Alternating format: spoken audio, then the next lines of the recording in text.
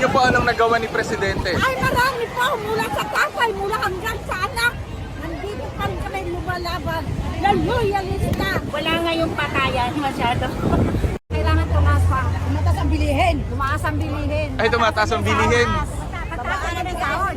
Pero sa tumaas naman po kahit pa paano. Yung mga nagagawa naman po siya maganda eh. Tulad ng ano po? Na mga sumasaklolo po sa mga nabahaan.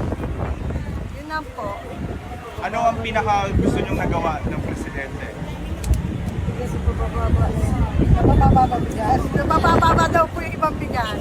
Sa inyo po, yung naramdaman niyo mismo. Yung sa akin na may trabaho po ako. Ano pong naitulong sa inyo? 20. May 20 na doon. 29, 30. Hindi ko gaya dati.